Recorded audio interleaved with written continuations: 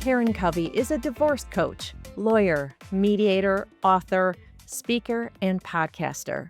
She coaches 6, 7, and 8-figure professionals and business owners all over the world to make clear, confident decisions during highly charged emotional situations. Karen helps her clients become the CEOs of their own divorce so they can navigate through this difficult life transition with less conflict, less expense, and less damage to themselves and their children. Karen is the author of When Happily Ever After Ends: How to Survive Your Divorce Emotionally, Financially, and Legally. She's also the creator of the online divorce programs, The Divorce Roadmap 3.0, and How to Successfully Mediate Your Divorce.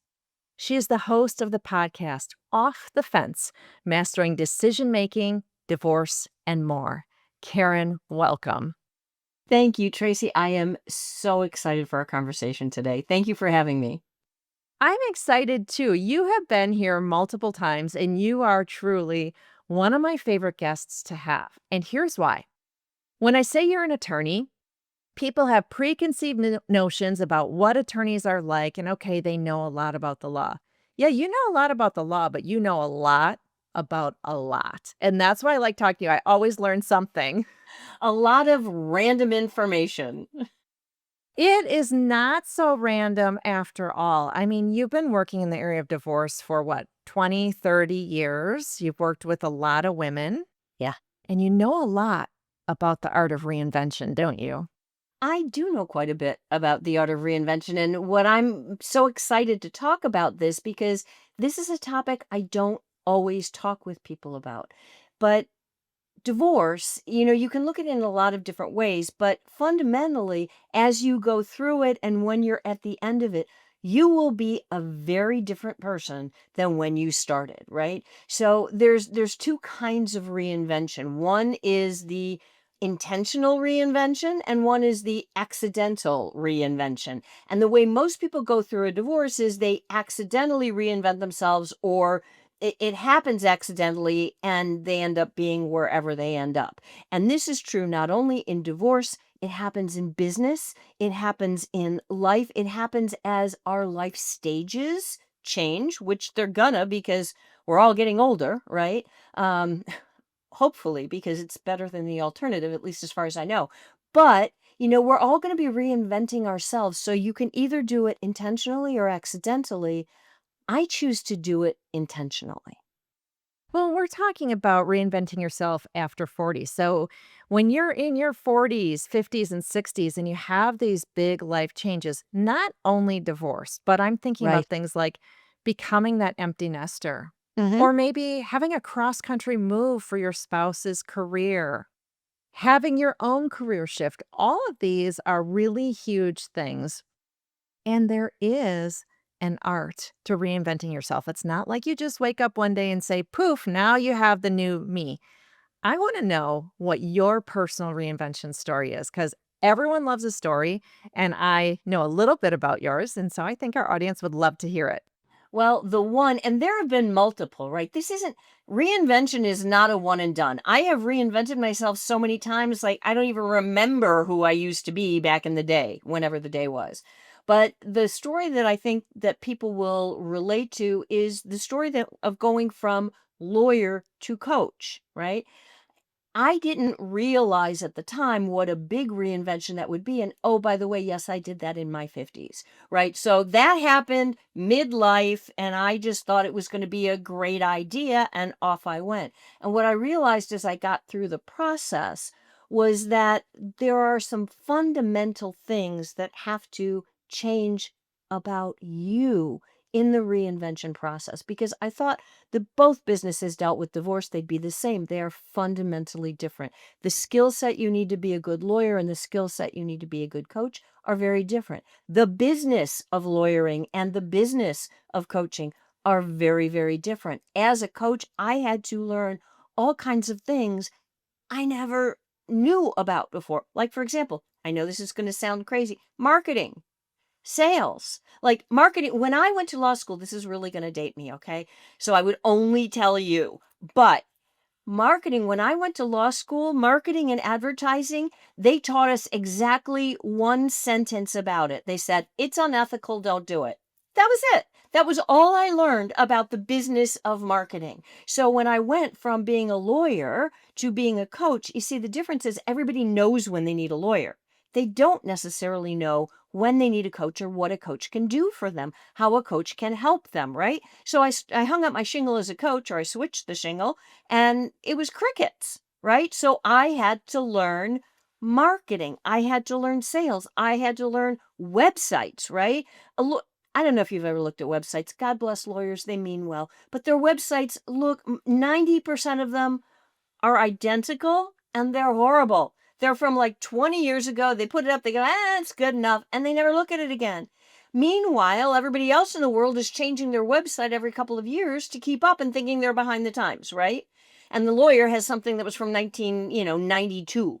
So I had to learn all these things and I had to totally reinvent myself. And what I discovered in the process is that no matter what you want to do, you have to become the kind of person that it would take to do that thing before you can be successful at that thing. Whether it's a new business, a new career, a cross country move, or whatever, if you're stuck in the past going, woe is me, or this sucks, or I'm too old, I can't do this, I don't know. And that's all nonsense. Those are all stories that we tell ourselves. But until you get out of that headspace and into the headspace of, yeah, I can do this, you're never going to be able to make that shift. You're never going to be able to reinvent yourself. Well, I think it's interesting because today I see plenty of attorneys leaving the practice of law to do something else or leaving, let's say, a particular type of law, leaving litigation and instead going into mediation or something like that. So there's a lot of reinvention going on there. But when you did it, there weren't a whole lot of people doing it, were there? Oh, no. And let me just tell you, this was not pretty. On the outside, it looked like, oh, she's got her act together. On the inside, my poor husband was the one that saw me in a big lump crying on the floor, going, I can't do this. Lawyers don't do this. He'd say, well, what about doing the no? Lawyers don't do this. And what I realized was I had such an identity as a lawyer, and I'd been doing it for so many decades. This wasn't something I did for 6 months. This was something I had done for 30 years, right? And so I had to be willing to open my mind and shift my identity of how I saw myself and who I was before I could make the transition and reinvent myself into a business that's fundamentally different than the one that I had been successfully running for decades. Well, I think why divorce rocks women so heavily is because of that identity thing. Because women have so much of their identity that is wrapped up in being a wife, a part of that partnership, that relationship, and being a mom and being a part of the family. And so when divorce happens, their identity, as they knew it, is shattered. The dreams that they had for the future, that's shattered, and they are, like you said, forced to reinvent themselves. 100%. The strongest force in any human being's psychology is their identity. It's who they think they are. And if you think for example, that you're a lawyer and lawyers don't do A, B, and C, lawyers don't market, lawyers don't coach, lawyers don't fill in the blank. If that's your belief, you will never be able to do that thing. You can try to do that thing till the cows come home. It is not going to work because fundamentally inside of yourself, that causes too much cognitive dissonance. It doesn't mesh with who you think you are. So you will subconsciously sabotage that every single time. And that's why I came up with what I consider to be the 3 keys to reinvention. And the very first one is mindset. Everything, everything starts here. If you don't, there are 2 kinds of mindsets, or there's a lot of different ways to look at this, but according to the work of Carol Dweck, who's brilliant, whose book is brilliant, by the way, she talks about a fixed mindset and a growth mindset. And the fixed mindset is, I was born this way. This is just This is just who I am. If you hear yourself saying those words, that's a sign for you, a red flag that you're in that fixed mindset or growth mindset of I don't care how old I am. I don't care what the outside society tells me about me. I can do this. I can change. I can learn. I can grow. I may not have the skills right now, but I can get them. That's a growth mindset. And so starting with that is the first key to reinvention, because if you don't have that right, nothing else works. Karen and I do a lot of interviews, and I can't tell you how many of my interviews we have been talking about mindset about money, mindset about making a change in your life, mindset about having growth in certain areas. I absolutely agree with you. And for anyone who thinks, oh, that's woo woo talking about mindset, it is not at all. It is scientific. It works. Yeah, 100%. And I can't remember, I think Carol Dweck's book was named Mindset, right? So I would strongly recommend that people go read the book if they're interested or they think this is woo. This isn't woo, this is science based. And it goes back, this isn't new, by the way, right? Henry Ford used to say, whether you think you can or you think you can't, you're right. I love it. Okay, what's the second key element of reinvention? The second key element is vision, right? Without a vision, the people perish, as they say in the Bible. You have to know where you're going. Or as Stephen Covey, who is unfortunately no relationship to me, would say, you have to start with the end in mind. So what do you want? And it seems like such a simple question. What do you want? But people can't clearly articulate the answer. What you get when you say, what do you want? Oh, I want to be successful. I want to be happy. I want to be in a good relationship. That's beautiful, but it's too fuzzy. Flesh it out specifically, concretely. What do you want? What's the vision? And when you've got the right mindset, and then you couple that with a vision of where you want to go, there's only the third thing, one more thing you've got to do, and that's take action. Because you can have the greatest vision in the world, but if you're sitting on the couch eating bonbons, whatever a bonbon is, but if you're just hanging out, you're not going to achieve your vision. You're not going to reinvent yourself. You're not going to be able to do the thing, whatever the thing is for you. I mean, it could be reinventing yourself physically, in a business way, relationally, moving, like you said, moving across the country. There's a million kinds of reinvention, but we get to midlife and we go, oh, I can't do that. I'm too old, or I'm too fill in the blank. You are not to anything. If I could do this after decades of being a lawyer to completely shift the way I saw the world, the way I interacted the world, and the way I showed up in the world, when I did that, everything else shifted too. Well, when women in their 50s say, I'm too old for a different career, I push back on that because you could foreseeably be working for another 20 or 30 years or more. I actually have this vision that we are all going to continue working much longer than we used to. And retirement's going to be different. It's not going to be we completely stop working altogether. It's going to be I work less. I do more of the types of work that I enjoy doing and things like that. But you in your 50s still have a lot of time to work, and it is not too late to reinvent yourself. 100%. And thank God we live in a country and at a time when that's possible. I remember when I was young, years, this is a long, long time ago, traveling to Europe and talking to a waiter there. Like I was in France and the waiter, I spoke French and blah, blah, blah. Anyways, so I'm talking to this waiter and he was like, yeah, I've been a waiter in this restaurant for 20 years and I will die as a waiter in this restaurant. Like he had one job his whole life. At that point, I was in my 20s. I'd already had 50 different jobs, from, washing dishes to being a waitress to being, doing all the things you do as you're going through high school. He didn't have the opportunity. We live in a time that is full of opportunity and in a place where we have the luxury of being able to take advantage of it. The only thing that's standing in your way is what's between your ears. When you were talking about vision, one of the things that I was thinking about that I think is really important to talk about is that vision is not something that you create once and then that's always it. Like, if you are trying to reinvent your career right now and you say, ever since I was a kid, I always wanted to be a nurse and my life took me down a different path and I didn't get to do that. But I'm really thinking I want to go to nursing school now and I want to take that path. And what happens if you get into nursing school and you realize, that's not quite for me, but something else in the medical field is, and you change your major? It is okay. The vision can change with you. 100%. I mean, we are not oak trees. We don't grow in one place and, you can't move. We have the ability to change, to move, to grow, to morph, to pivot.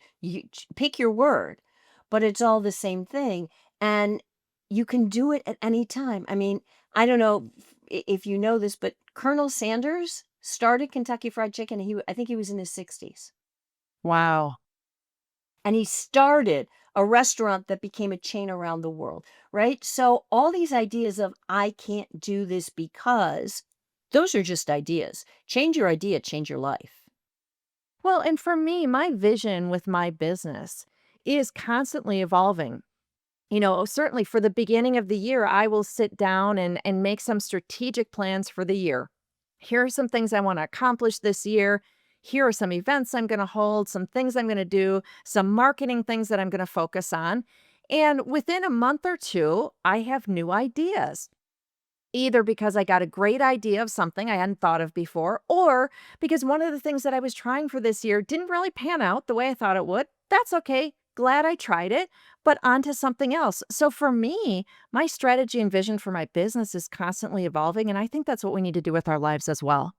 I agree. And you just said something that I hope people hear because it is so important. Failure is not a death sentence, right? It doesn't mean that you failed at everything and you're done for the rest of your life. Failing is part of reinvention. You have to try things and sometimes stuff doesn't work. I have failed more in this new business than I did in the whole rest of my life put together with everything. I have failed so many times, but I learned. And every time you get a little bit better and you get a little bit better. And then people see the outside and one day they go, oh my gosh, you're so lucky. And you're like, yeah, no, you don't see the battle wounds. You don't Yeah. see what it took to get here. But I'm really glad that I am here. And yeah, I was lucky, but I was ready for the change when it came and I was working at it. And but right, we've gone full circle to is the reinvention going to be accidental or is it going to be intentional? Right. I know that you think that midlife is the prime time for reinvention. Why do you feel that way? Because A, people these days live longer, right, than we Yes. used to. So, I mean, back when retirement age was 65, the lifespan was 65 or 70. Like you didn't have a whole lot of years after that. And our society is changing. Women are so much more empowered. I think women I'm terrible with statistics, but I think women business owners, 51% of all female-owned businesses are owned and started by women who are 40 years old or over, right? Wow. Plus, by the time you hit midlife, you've tried that thing that you thought you were going to do when you were a kid, and you've had your shot. And a lot of times, like it or not, you're burned out. You're done. You've lived the dream and you're like, yeah, this isn't me anymore. We naturally change. Our bodies change. Our brains change. Everything naturally changes in midlife. It's the perfect time for reinvention. I think that society sends us messages that age 50 for women is like the worst ever, and you should be ashamed of being in your 50s. Hey, I'm in my 50s. I have never felt better. I'm in better shape than I've been in decades. I feel healthier. I have health concerns that are under control finally. And I feel like I have all of this time ahead of me, which is just, and not time in a bad way, time in a good way. Like I have so much I could still do. When people ask me how old I am and I say I'm in my 50s and they get that stupid look on their face, I'm like, what? No, this is awesome. Yeah. I mean, plus, You look really good. I don't know if you remember, I don't know what your grandma looked like, but I remember what my grandma looked like. And when my grandmother was in her 50s, I got to tell you, she did not look like me. Right. Yeah. And so we take better care of ourselves, we live longer, and we have hair dye. That helps. Right? Okay, so what is the biggest tip that you can give a woman who is feeling stuck and wants to have some sort of big change, but really doesn't know how and doesn't know where to start? Get help. That's it. Because if you like, I tried to do this all by myself. It was long, it was painful, it was not pretty, right? But if you can find a mentor, a coach, a somebody who can guide you and help you create that vision for yourself and let go of the beliefs that you have that are holding you back and are not serving you anymore, you can make so much progress so much faster. So, really, the best tip that I have for anybody is get help. Right? Even if it starts with getting a book on the topic. You're not ready to get a coach yet or something like that, or you don't want to talk to a therapist about whatever's going on. A book can be an inexpensive, great place to start. Right. Get a book, go to a seminar, go to a webinar, go to, get a group of people, like minded people who are trying to all evolve and reinvent themselves. And you can bring in speakers, you can bring in mentors. There's so many things you can do. Again, this time in the world is amazing. We have the internet. It's not like you have to go slog through a library and hope you find a book or everything is available to us. Go get the help you need to take the next step and be happy. Like you don't have to get it all figured out before you do anything. Get a Right? help, get a mentor, get the vision, then take a step.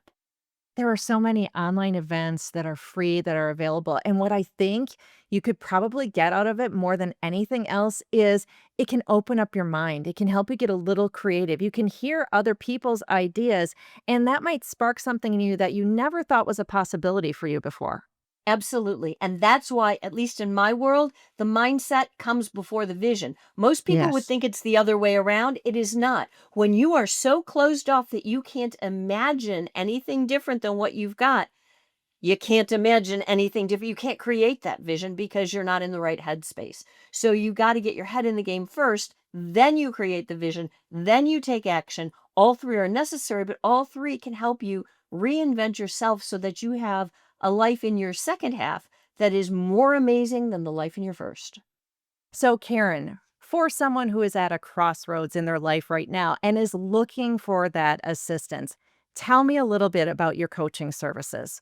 So I have coaching available. I work with people one-on-one. It is entirely specialized, tailored to the person that I'm working with. This is not cookie cutter anything. And if people are interested in working with me as a coach or exploring that, just go to my website, karencovey.com. You can reach out to me. I'll get back to you. We'll book a call and we'll talk. And I'm going to link to that in the show notes. I am also going to say I had a colleague of mine who did one on one coaching with Karen, and he came back to me and said it was literally life changing. And I am so grateful to you for taking such good care of him and helping him when he was in such a difficult time of his life. Thank you so much, Tracy. And I'm grateful that you trusted me enough to send a colleague to me. And this is the kind of thing, I mean, this is what I do. That's what it's all about. Karen, thank you so much for being here. You're welcome. Thank you for having me.